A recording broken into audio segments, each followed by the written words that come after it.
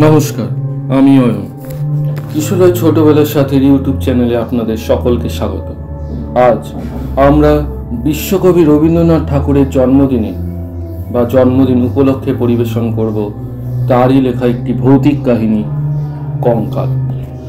বিশ্বকবি রবীন্দ্রনাথ ঠাকুর জন্মেছিলেন 1861 সালের 7ই মে 1268 বঙ্গাব্দের 25শে বৈশাখ।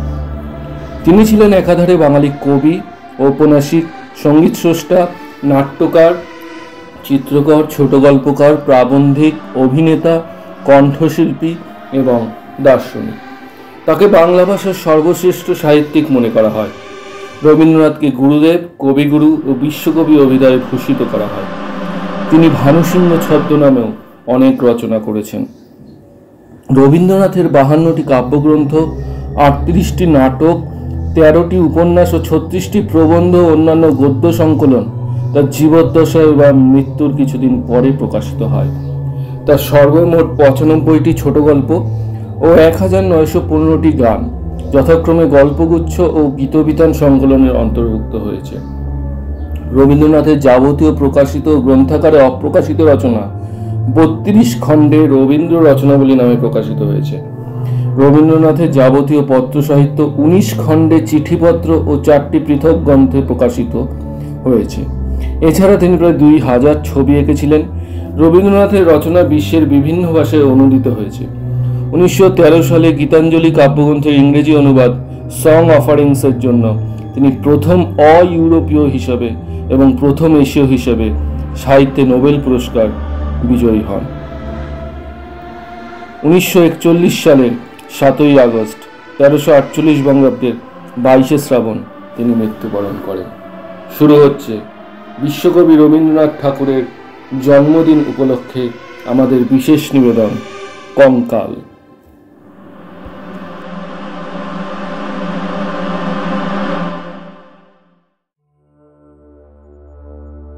আমরা 3 বাল্যসঙ্গী যে ঘরে ঘুমাতাম তার পাশের ঘরের দেওয়ালে একটি আস্ত নরকঙ্কাল ঝুলানো থাকিত।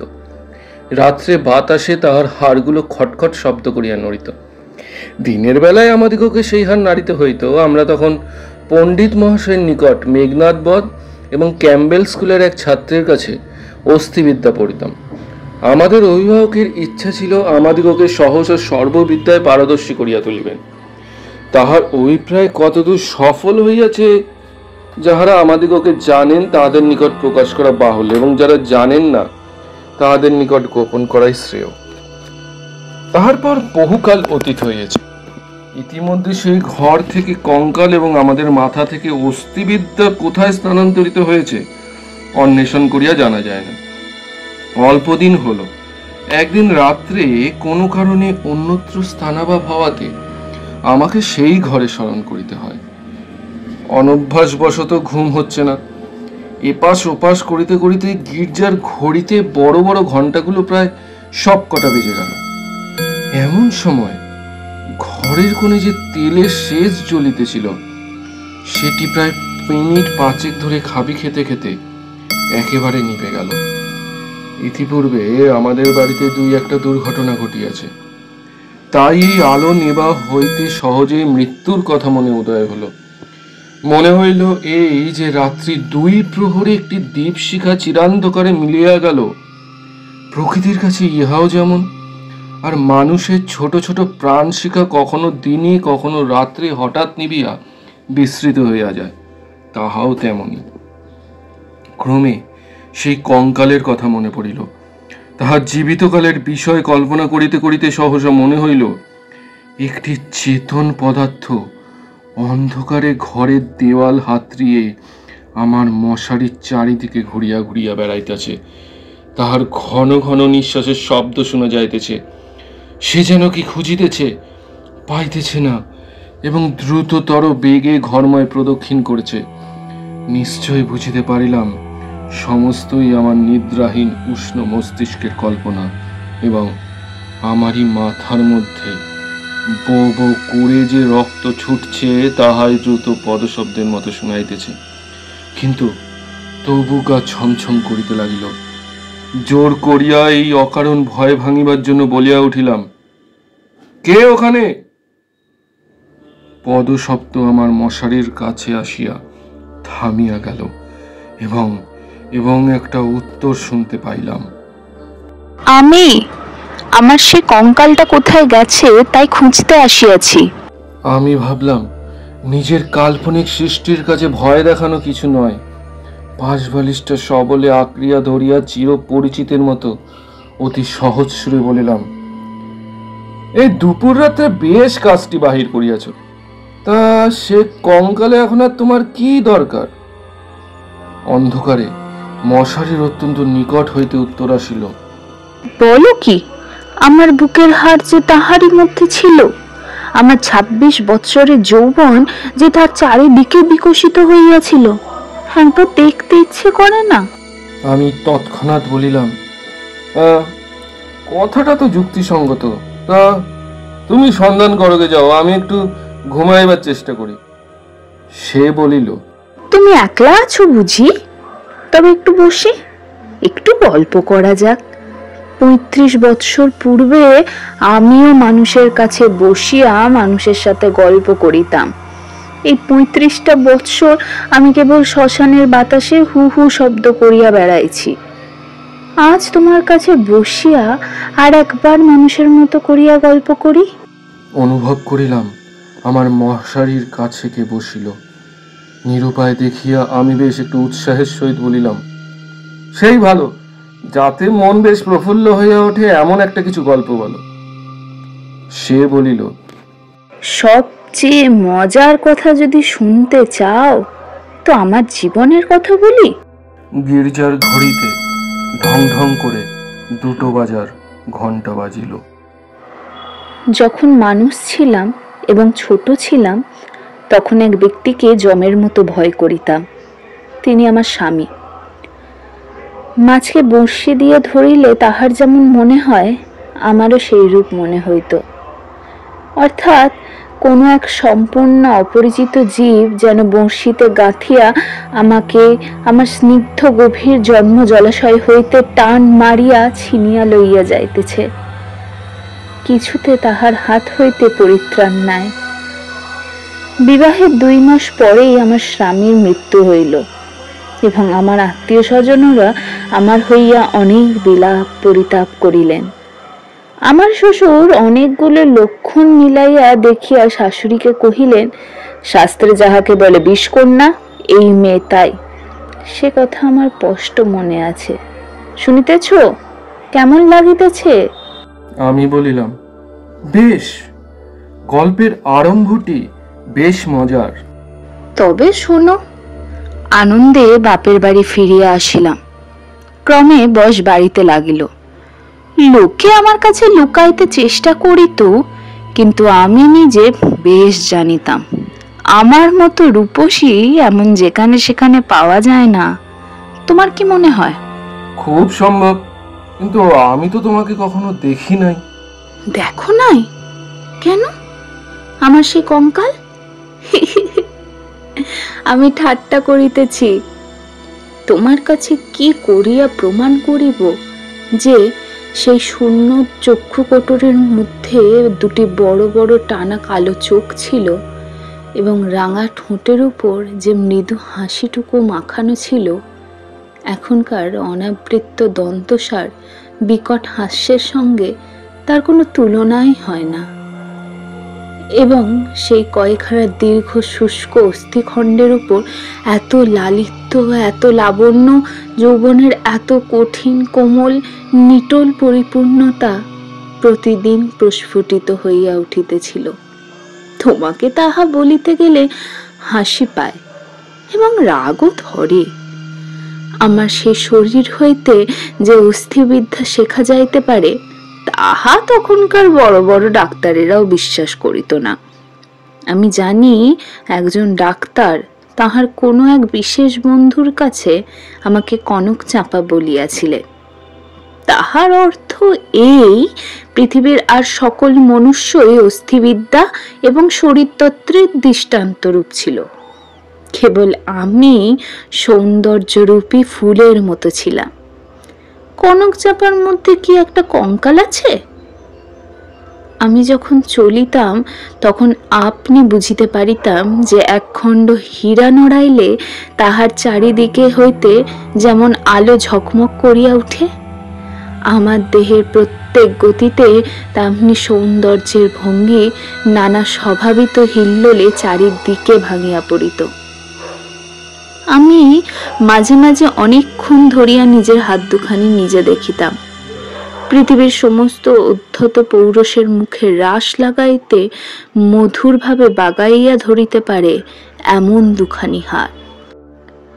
সুভদ্রা যখন অর্জুনকে লইয়া দৃপ্ত ভঙ্গিতে আপনার বিজয় রথ বিস্মিত তিন লোকের মধ্য দিয়া চালাইয়া লইয়া গিয়াছিলেন, তাহার বোধ করি এইরূপ দুখানি অস্থূল সুডল বাহু, আরত্য কলতল এবং লাবণ্য শিখার মতো অঙ্গুলি ছিল।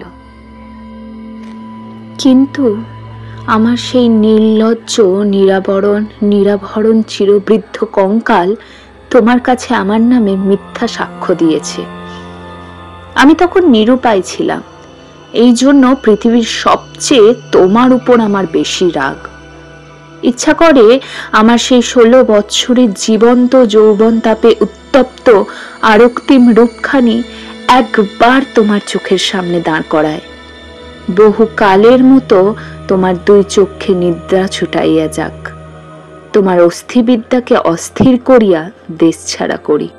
তোমার গা যদি ঢাকিত তো গা ছুঁইয়া বলিতাম, সে বিদ্যার লেশ মাত্র আমার মাথায় নাই, আর তোমার সেই ভুবনমোহন পূর্ণ যৌবনের রূপ রজনীর অন্ধকার পটের উপরে জাজল্যমান হইয়া ফুটিয়া উঠিয়াছে, আর অধিক বলিতে হইবে না। আমার কেহ সঙ্গিনী ছিল না।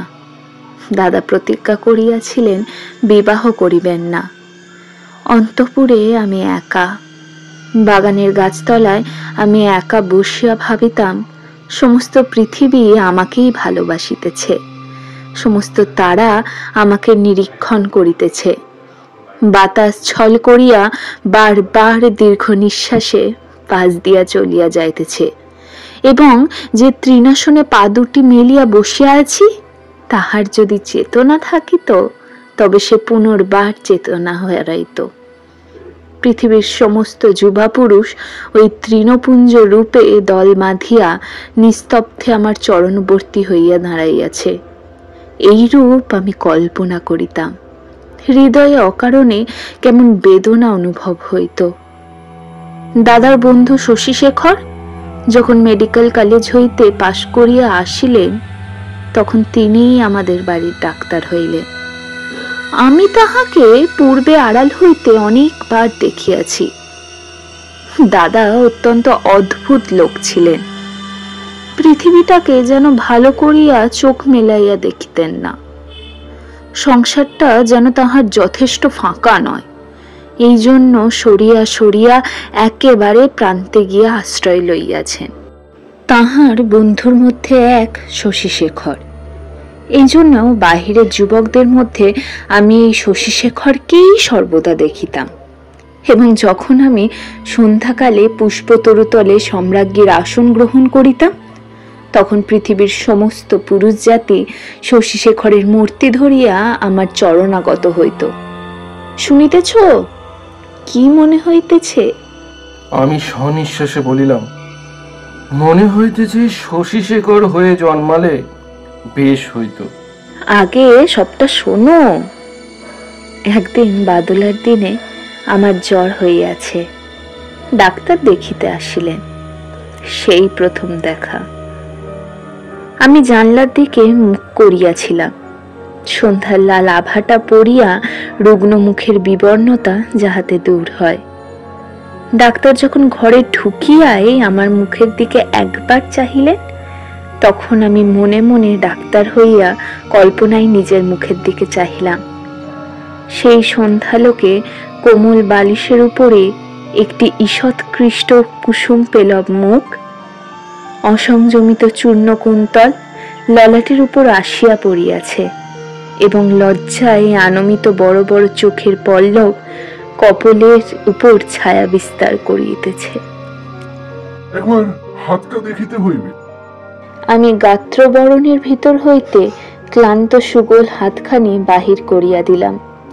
একবার হাতের দিকে চাহিয়া দেখিলাম, যদি নীল বর্ণের কাঁচের চুড়ি পরিতে পারতাম তাহলে আরো বেশ মানাইত।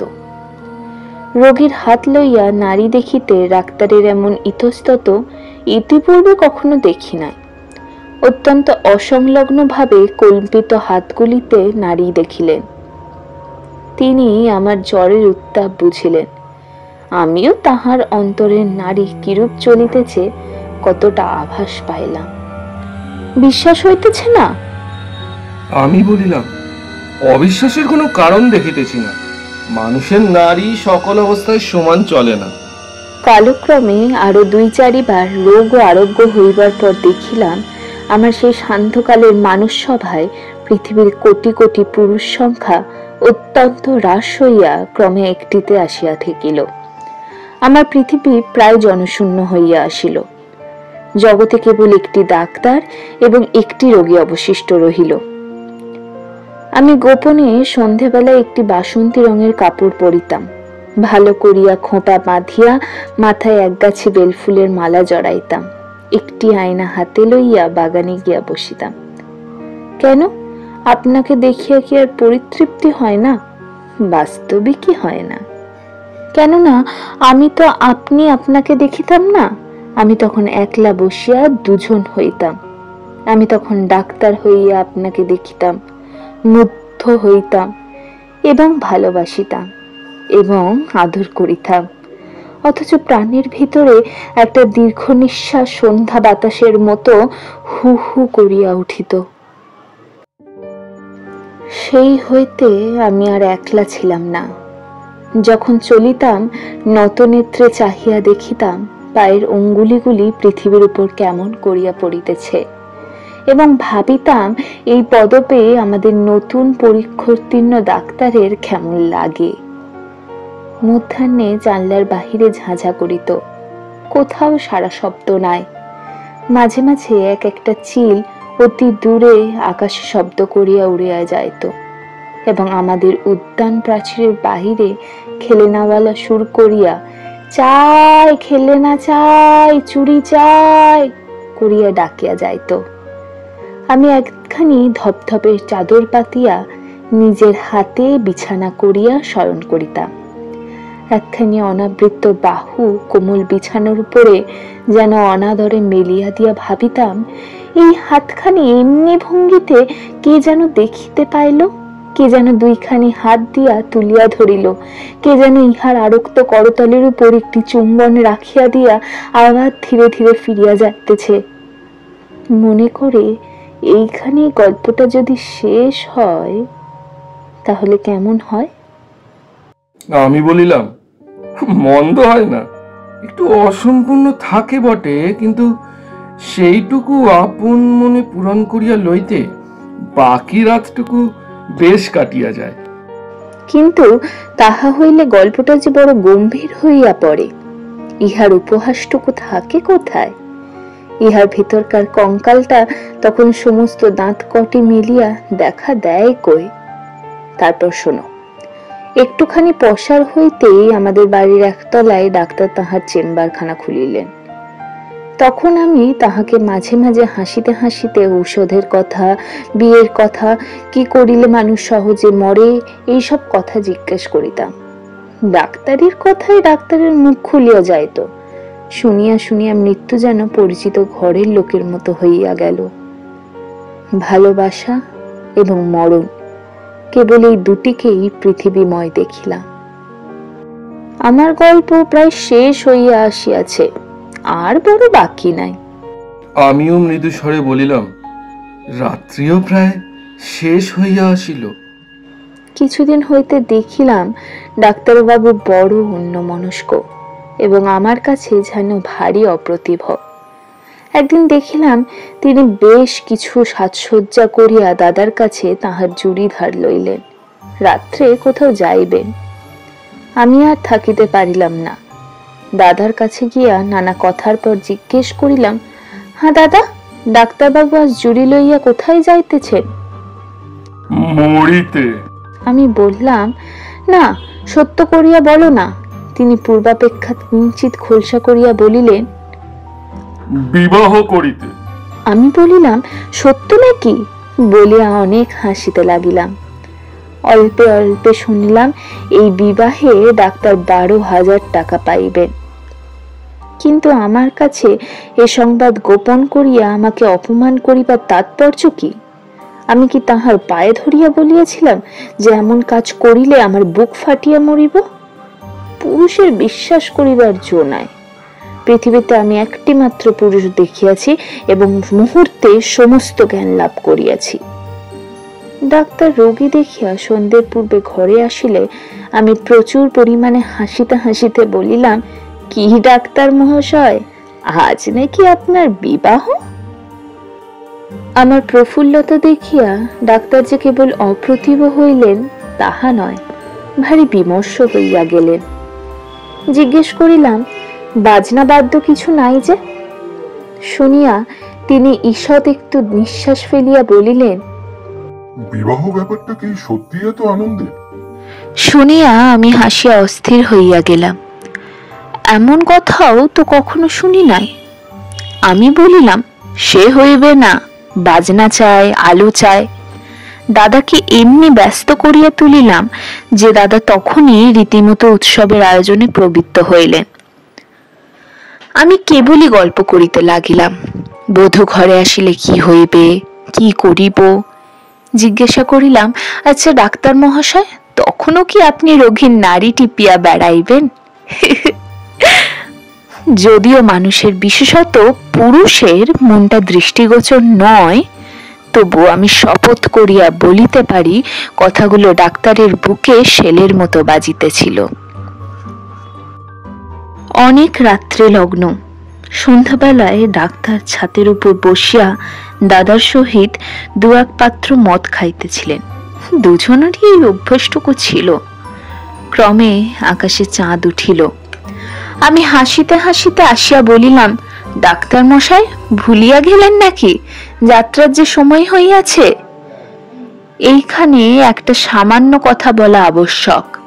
ইতিমধ্যে আমি গোপনে ডাক্তারখানায় গিয়া খানিকটা গুঁড়া সংগ্রহ করিয়া আনিয়াছিলাম এবং সেই গুঁড়ার কিয়দংশ সুবিধা মতো অলক্ষিতে ডাক্তারের গ্লাসে মিশিয়া দিয়াছিলাম।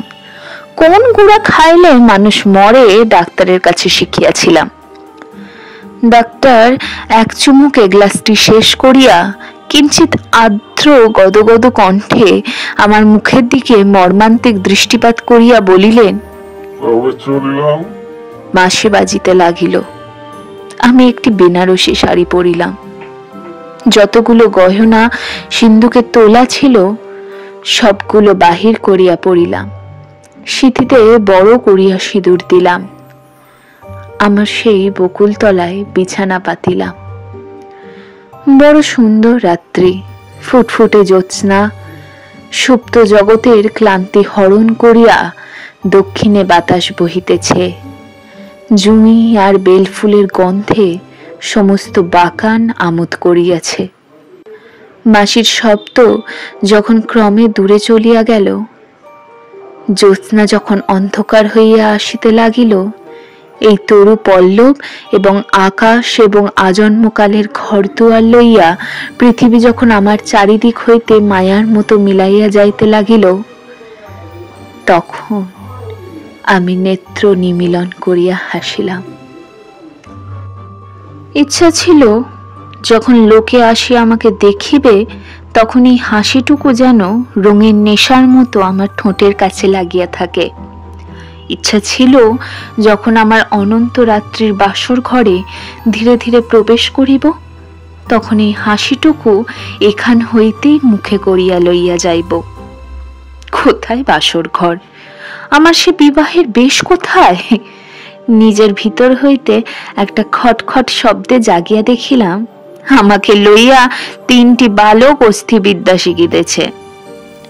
বুকের যেখানে সুখ দুঃখ ধুকপুক করিত এবং যৌবনের পাপড়ি প্রতিদিন একটি একটি করিয়া প্রস্ফুটিত হইত, সেইখানে বেত্র নির্দেশ করিয়া কোন অস্থির কি নাম মাস্টার শিখাইতেছে। আর সেই যে অন্তিম হাসিটুকু ওষ্ঠের কাছে ফুটাইয়া তুলিয়াছিলাম, তাহার কোনো চিহ্ন দেখিতে পাইয়াছিলে কি? গল্পটা কেমন লাগিল? আমি বললাম, গল্পটি বেশ প্রফুল্লকর। এমন সময় প্রথম কাক ডাকিল। জিজ্ঞাসা করিলাম, এখনো আছো কি? কোনো উত্তর পাইলাম না। ঘরের মধ্যে ভোরের আলো প্রবেশ করল।